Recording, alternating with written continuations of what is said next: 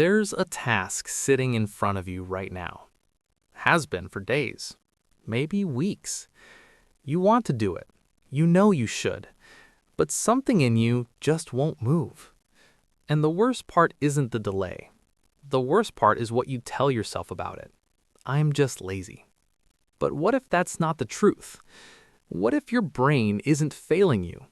What if it's protecting you? You know this feeling. The afternoon light shifts, the to-do list hasn't shrunk, and you've spent 3 hours doing something else. Anything else. Scrolling, reorganizing a drawer, watching a video you didn't even enjoy.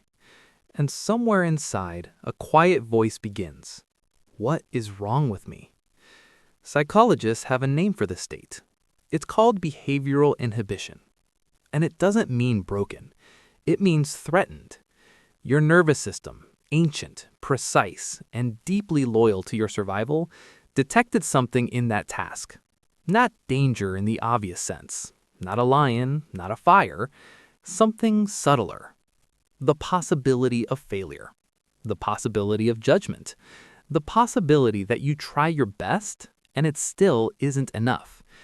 The brain doesn't distinguish cleanly between a threat to your body and a threat to your self-concept. Both activate the same system. The amygdala, your brain's threat detection center, fires a signal, and your prefrontal cortex, the part responsible for planning, starting, doing, goes quiet.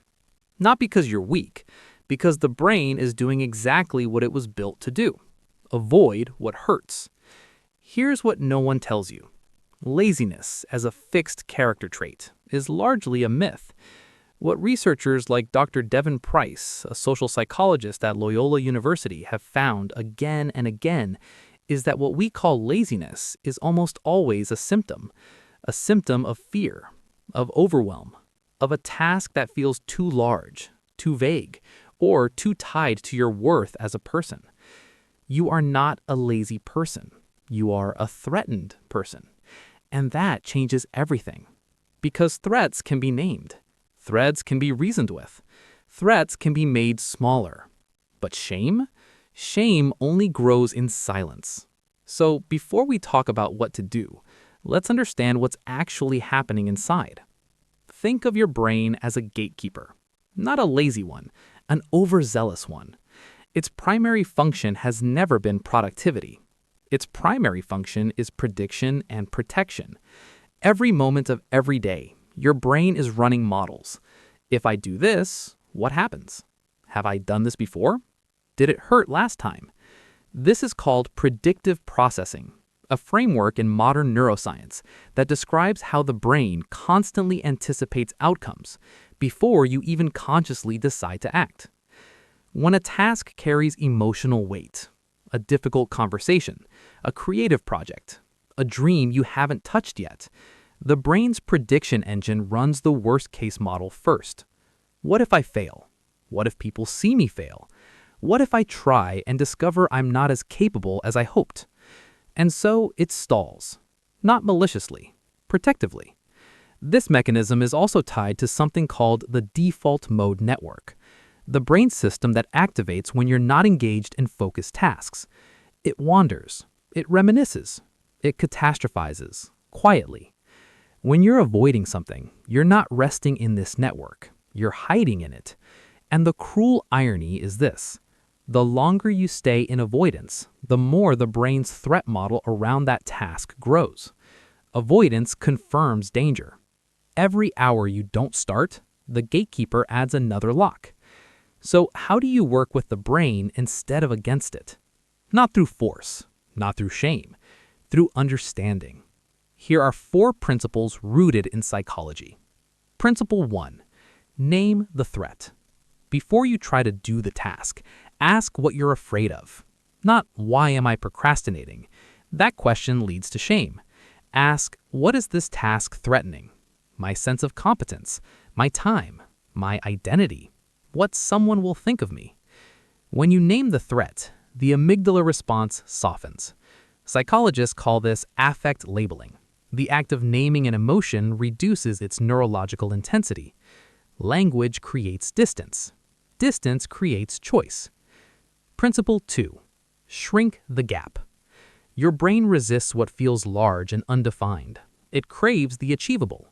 When a task has no clear first step, the prefrontal cortex can't build momentum. So break the task, not into parts, but into commitments you can't fail at. Not write the report, open the document. Not work out, put on the shoes. This is grounded in behavioral activation, a principle from cognitive behavioral therapy that says action doesn't follow motivation. Motivation follows action. The brain needs a small win to lower the threat level. One step. Then it reassesses. Principle 3. Change the environment. Your behavior is not just about willpower. It's about context. Environmental psychology tells us that our physical surroundings prime specific neural states. The couch where you watch TV is not a place your brain associates with focus. The desk covered with clutter signals chaos, not clarity. You don't need discipline. You need a cue change. Move. Shift the input. Even small environmental shifts can interrupt the avoidance loop by breaking the associative pattern your brain has built.